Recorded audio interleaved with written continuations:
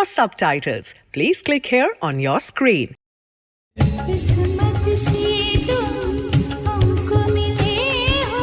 He is one of the finest music directors that we have.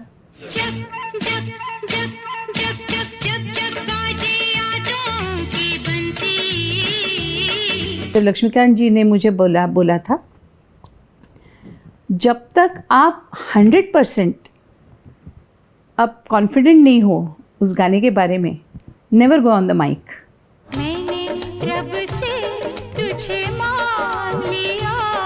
It's a big honour coming from Gulzar ji. इट्स मतलब ये मेरे लिए बहुत मायना रखता है.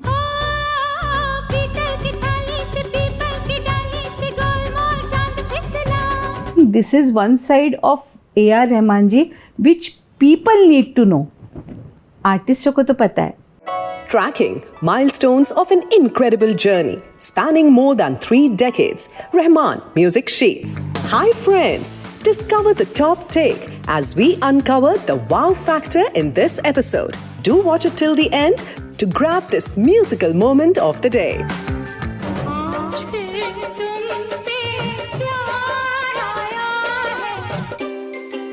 Anuradha Paudwal never dreamt of being a singer, yet destiny offered her a dream debut.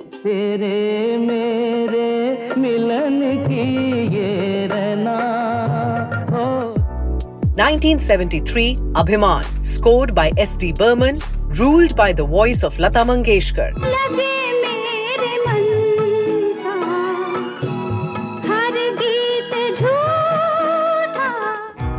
But tucked inside was a Sanskrit shloka.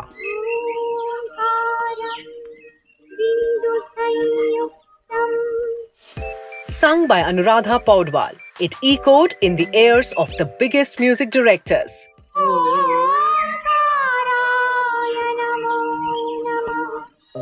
From Aap Beeti with Lakshmikant Pyarelal.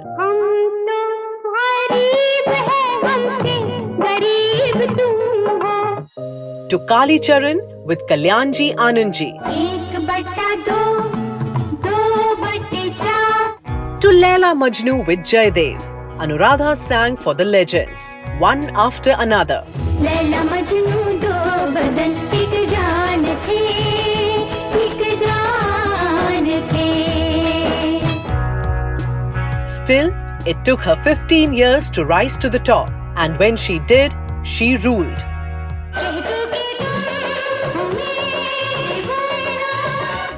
1984, Utsav.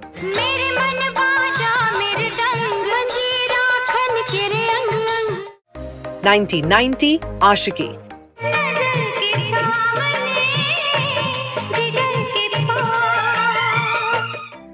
1991, Dil Hai Ki Manta Nahi.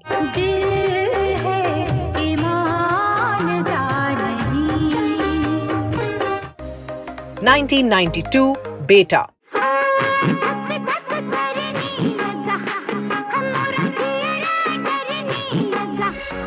With 4 Filmfare trophies, she wasn't just another playback singer. Anuradha became the voice of a generation.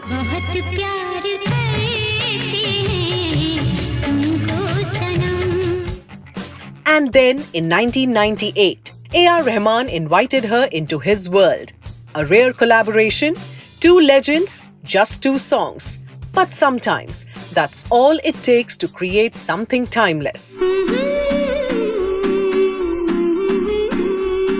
Ma'am, before we start talking about your association with Mr. A.R. Rahman, I have to tell you something. Rahman music sheets के लिए ही मैं गुलजार साहब का interview करने के लिए गया था और उन्होंने आपके बारे में कुछ कहा और तभी मैंने डिसाइड कर लिया था कि जब भी कभी मैं आपसे मिलूंगा ये मैं आपको ज़रूर दिखाऊंगा. तो पहले आप ये देखिए. अनुराधा पौडवाल जी की एक रिकॉर्डिंग मुझे याद है जो इन्होंने कहा था, पहले मुझे एक दफ़ा पूरा गाना गा लेने दो, उसके बाद फिर आप टुकड़े कर लेना. वरना मुझे और कोई प्लेबैक सिंगर इस वक्त याद नहीं है कि जिसने स्ट्रेट अवे कहा हो कि गाना तैयार कर लिए, चलिए शुरू करते हैं, गाना पूरा गाएंगे. गुलजार साहब का ये कहना आपकी शख्सियत के साथ साथ क्या हमारे आज के फिल्म संगीत और गायकों का भी एक आईना है? That's very sweet of him and it's a big honor coming from Gulzar ji. It's मतलब ये मेरे लिए बहुत मायना रखता है. It's very precious to me. See ऐसा हुआ कि उन दिनों में you know when I was singing, that I am talking about when we started singing, तो उस वक्त सभी लाइव म्यूजिशियंस वगैरह होते थे ना. So we used to work hard on knowing the song, मतलब आत्मसात जिसे हम कहते हैं, उस गाने को आत्मसात करना होता था. इट वाज नॉट जस्ट मतलब सीखा और गाया, it was not like that. तो और मुझे एक बात लक्ष्मी जी, मतलब लक्ष्मीकांत जी ने मुझे बोला था, जब तक आप 100% आप कॉन्फिडेंट नहीं हो उस गाने के बारे में, never go on the mic, you know. तो उन्होंने कहा, मतलब कुछ छोटी छोटी बातें दे वेरी इंपॉर्टेंट. तो उन्होंने कहा कि जो म्यूज़िक डायरेक्टर या जो डायरेक्टर प्रोड्यूसर जो भी है, तो वो जब सुनते हैं फर्स्ट मतलब I am not even talking about the take, मतलब एक तो होता है फर्स्ट रिहर्सल होती है, फिर उसके बाद चलो टेक करते हैं, वैसे होता है. तो फर्स्ट वॉइस या फर्स्ट गाने का जो मतलब पहली बार जब माइक्रोफोन के ऊपर सुनते हैं, okay, that is the first impression जो लास्टिंग होती है. So you have to be very particular कि आपको 100% गाना जब आत्मसात हो गया हो, तभी you should go on the mike. तो वो मेरे दिमाग में बैठी थी बात. So and then of course मतलब म्यूजिशियंस वगैरह लाइव बजाते थे, so you could never you know take the liberty कि भाई इतनी कितनी भी हम गलतियाँ करें, and then you know all of those people had to मतलब वापस से बजाना उनको पड़े. तो मुझे लगता है कि उसी दौरान ये आदत सी पड़ गई कि मैक्सिमम 2 टेक होने चाहिए. मतलब सो मच सो एक अच्छी बात भी है कि उसकी आदत पड़ गई, पर एक the flip side of it, अगर मुझे कोई आज भी मतलब ऐसे 3 बार 4 बार अगर गवाना शुरू करते हैं ना, मतलब वही गाना, तो आई स्टार्ट फॉरगेटिंग. मतलब because I am geared to give the best in the first shot, the first maximum second, not third fourth fifth, नहीं, फिर वो स्टेल हो जाता है. That's what I feel, you know. But having said that, ये उस दौर की बात है, मतलब उस वक्त ऐसा माहौल था. आजकल कैसे है कि इवन तबले के बोल भी चार बार्स का वो करते हैं, उसका लूप करते हैं. तो देर आर कंपोजर्स जिन्होंने मुझे बोला, मुझे याद है कि I won't name the composer, लेकिन उन्होंने मुझे बोला कि अभी यहाँ तक ठीक है, अभी ये जो अगले शब्द के पहले की जो सांस है ना, योर ब्रेथ, उसको हम रिकॉर्ड करेंगे. And I was wondering what on earth he is talking about. सांस कैसे आप, यू गेट माई पॉइंट. और जो एक फ्लो में आता है, इट्स एन एक्सप्रेशन. कोई भी गाना जो है, इट्स अ फ्लो है, वो it's a expression, it's your emotion. तो टुकड़े टुकड़े में कैसे होता है वो नहीं, मतलब मुझे यू नो नहीं समझ में आया.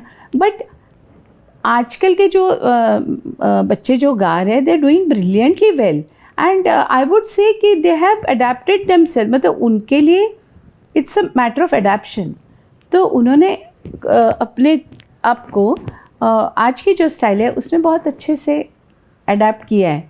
तो आई हैव सीन सिंगर्स की मतलब एक हाथ 2 आधी लाइन गा के भी ये ठीक आ रहा है. For me it is start to finish one expression, you know. But there is nothing, मतलब मैं ये नहीं कहूँगी कि वो गलत है, मैं सही हूँ, ऐसा नहीं है. It's matter of perception.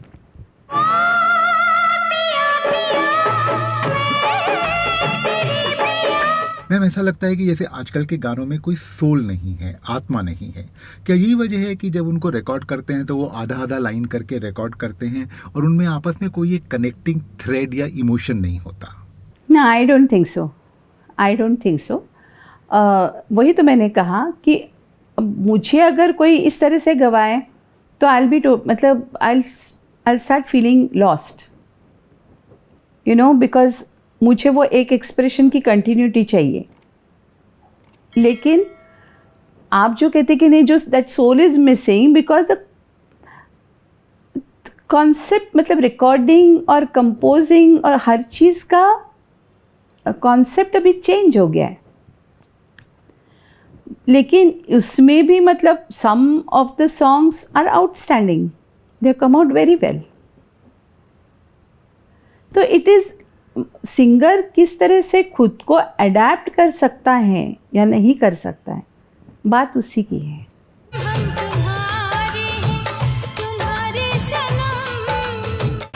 From Ilayaraja to A.R. Rahman, from Roja to Thug Life, Mani Ratnam like never before. Full interview, uncut, uncensored. Rahman Music Shades, only on O2 India. Streaming now on YouTube. Find its link in the description.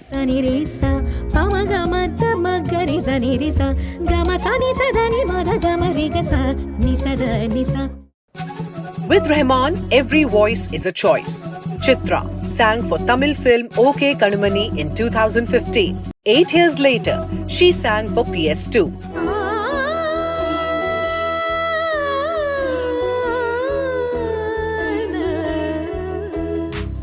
Richa Sharma, from Water in 2007 to Maidan and Chamkila in 2024. Gap of 17 years. घर आया मेरा मिर्जा, घर आया मेरा मिर्जा, घर आया रे. Madhushri, a 9-year gap between melodies. हे मल्ले को वच वच वाड़ दे, अंद बल्ली नेला बंद बंद तेड़ दे, मचाए पोवरा पोरे, मचाए पोवरा पोरे. With Rahman, it's never about frequency. He doesn't repeat. He revives. नरम कालजा, गरम तबीयत नरम कालजा. मैम, ऑफ लेट हमने देखा है कि कुछ स्पेसिफिक गानों के लिए मिस्टर रहमान वापस सीनियर सिंगर्स के पास जाते हैं, क्योंकि शायद वही इन गानों के साथ न्याय कर सकते हैं. हालांकि अब आप फिल्मों के लिए बहुत कम गाती हैं, लेकिन अगर कोई अपॉर्चुनिटी आए तो क्या आप मिस्टर रहमान के लिए गाएंगी? Of course. मतलब इट्स नॉट कि फिल्म के लिए नहीं गाना या वैसे नहीं है. It is I just devoted myself more to devotional, no वैसे. But he is one of the finest music directors that we have. और उनमें अदर दैन जस्ट मतलब देखिए, संगीत एक ऐसी चीज़ है ना, it's like light. It's like light. तो अगर आप बत्ती जलाते हैं तो चारों तरफ उजाला होता है, प्रकाश होता है. So I have seen that about Rahman ji कि it is not about only खुद का काम करने का नहीं है. He wants people around him also to prosper in the sense कि वो दे शुड डू वेल संगीत में. ही मेक श्योर कि even like I don't know उस गाने का क्या हुआ है, whatever, but I was in his studio and I saw कि उनकी जो recorded session, young girl, very young girl, and वो इतना अच्छा गा रही थी. आई कैनॉट टेल यू, इतना सुंदर वो गा रही थी, इतना सुर में और इतने एक्सप्रेशन. और अगर सिंगर को बोलना है कि मैम आप ये ऐसा गा रही हैं और ऐसा चाहिए, that's a very big art. You understand? To be able to tell you कि आप उनको क्या चाहिए और हम क्या नहीं कर, मतलब what is it that is different. People are not able to express that. कि नहीं ये ठीक नहीं आ रहा है, ये कहते हैं, बट ठीक क्या नहीं है ये जब आप बता पाएंगे तभी सिंगर कैन उसको करेक्ट कर सकता है ना. तो that is a very rare quality that I saw in his studio with the recordist, who was a very young girl. And that is something that has stayed with me, कि कमाल है, and then I saw कि मतलब जितने लोग उनके under काम करते हैं तो उनको मतलब वो म्यूज़िक सिखा रहे हैं. He is training the new generation, और नए बच्चों को वो मौका भी दे रहे हैं, ऐसा नहीं कि सिर्फ ज्ञान दे रहे हैं, ऐसा नहीं है, मौका भी दे रहे हैं. He likes to experiment, he likes to work upon the new generation, which is a very rare quality. मतलब ऐसा नहीं कि बाकी लोग नहीं करना चाहते हो, I don't know, but he takes out time to nurture these young girls and boys. बोले सजनी मोरी सजनी. 1998, A Dreamy Romance, a debut that dazzled on screen.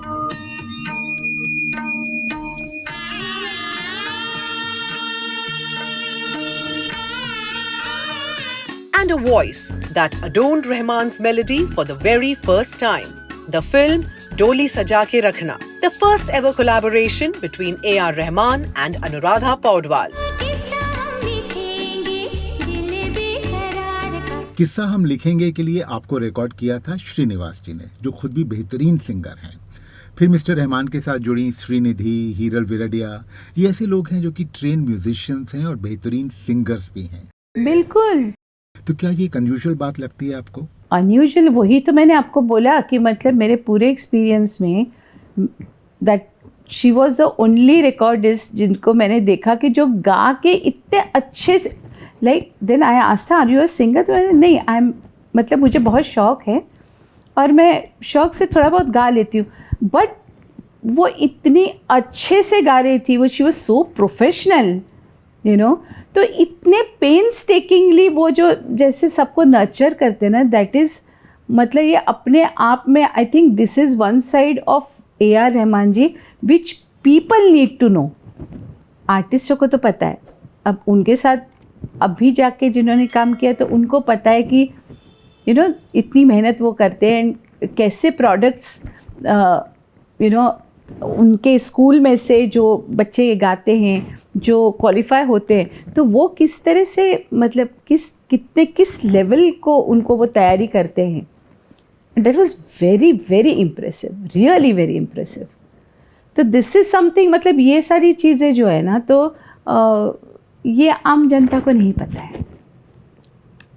And he is basically a very nice person, very humble. मतलब आज उन्होंने ऐसे ऐसी ऊंचाइयाँ उन्होंने छू लिए हैं, आसमान को छू लिया है. In spite of that he is like a young, एक छोटा स्कूल का बच्चा होता है या इनोसेंट जैसे होता है, very down to earth, no hanky panky, no manipulation, मतलब कोई वो नहीं है, like very simple, which is very rare. और I think it is this quality of his which mirrors in the compositions that he makes or he composes for the songs, and because of that only just general public hai, they immediately connect to his songs. They connect to his work. So I think that is one thing that I have really admired.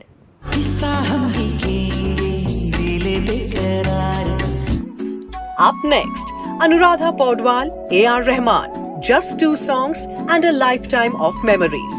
But for Anuradha Paudwal, they are worth 100.